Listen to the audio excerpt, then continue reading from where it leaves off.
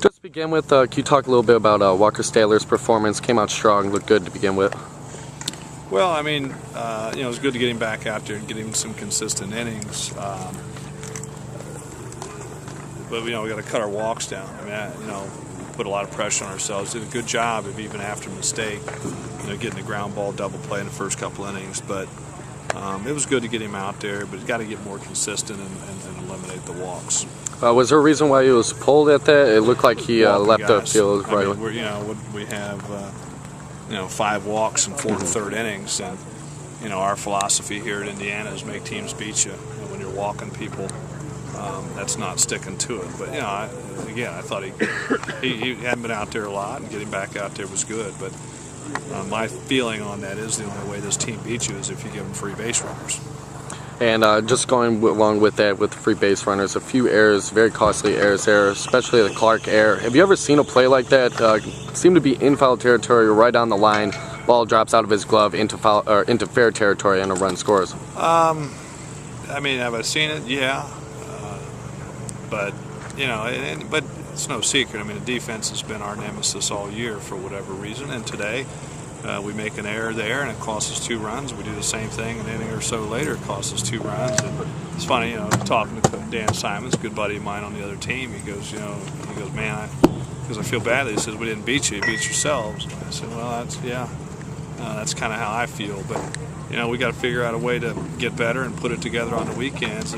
But offensively, I was disappointed with that we just kind of cruised through the middle innings and gave a lot of at-bats away. And that's something we're going to work on to get better.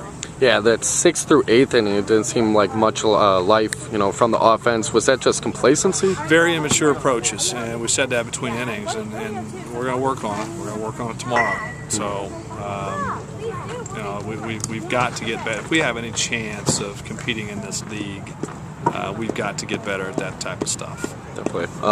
Sam Travis and Kyle Schwarber, big games offensively. What did you see from them out there today, and you like their performances? Well, they got themselves into counts and good hitters counts, and and deposited the ball where you should deposit it in good hitters counts, and but it's still we're a little bit like this in our approaches. We need those type of approaches, not that result. You're not going to hit a home run every time up, but being a very locked in, focused at bat from everybody.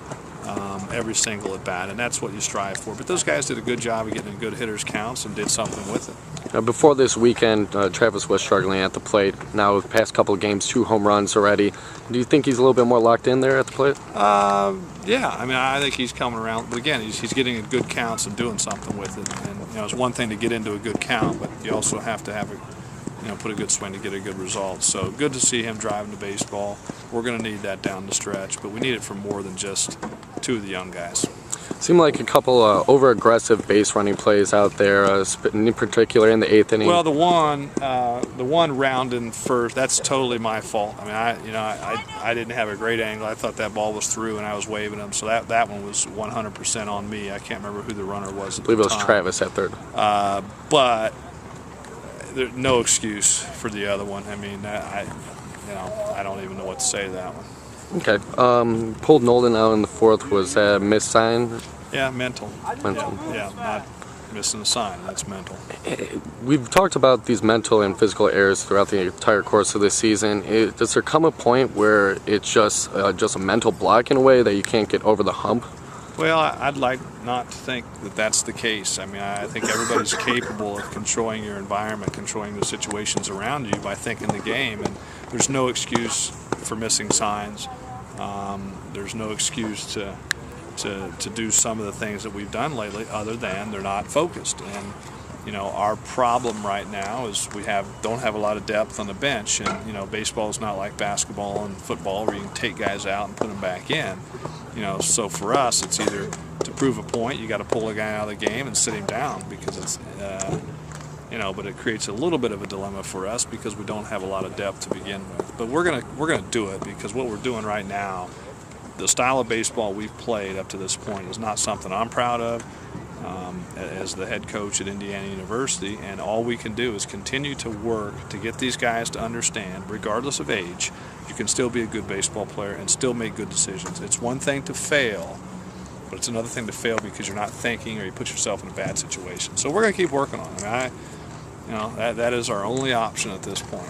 And it's a pretty good one. We talked a little bit after the last game on Sunday about Matt Dearden and his confidence. Came out a little bit wild to begin it, seemed to settle in, but then got a little banged up there in the 9th inning. What do you think is going on with him? Well, again, it's just you got to lock in and focus. I mean, I told him when I went out, we need you down the stretch. We need you to be good. We don't need you to be, 50-50 or half in, half out. And right now, he needs to do a better job of understanding his stuff is plenty good enough to pitch at this level. He just needs to be more focused and more concentration and more belief and confidence in what he's able to do out there. Because for whatever reason, I mean, the kid's been successful for us this year. For whatever reason, he's not pitching with that aggressive attitude right now. But as I said, we're going to need it down the stretch, and he will give it to us. Is there anything physical, maybe mechanics-wise? Or? No, I mean, it's still getting out of his hand. Velocity's still good. It's, but part of being a good pitcher is having conviction and throwing the pitch that you want, when you want, all that stuff. And I think that's what he's lacking right now, is just a little bit of that conviction. And I don't know why. Is there anything you could do as a coach to kind of spring him in the right direction? Well, keep making sure, hey, you're going to have your opportunities. You're going to keep getting it done. Baseball's a game of failure. Guys are going to get hits, but you don't compound that by losing focus on the next hitter. Just like that game right there is an example of it. If we limit the damage and keep it at 2, we're all happy right now. I wouldn't say happy, but we at least have a win. And and that seems to be what we kind of give in to that failure piece too easily, or adversity too easily, and that falls on my shoulders. So we got to create tougher dudes, and we will figure out a way to do that. Because if we don't, you're a 500 team at best. This league's too good. Looking ahead to tomorrow's, do you know who's going to be on the mound to start the game? We're going to start Halstead to start, and then we'll go from there. Okay. And, just taking away the fact that you still were in this game for the most part with these mental errors and everything, what are you going to tell the guys to go get them tomorrow? Well, we're going to work on eliminating the mental errors. I mean, I'm a big picture guy.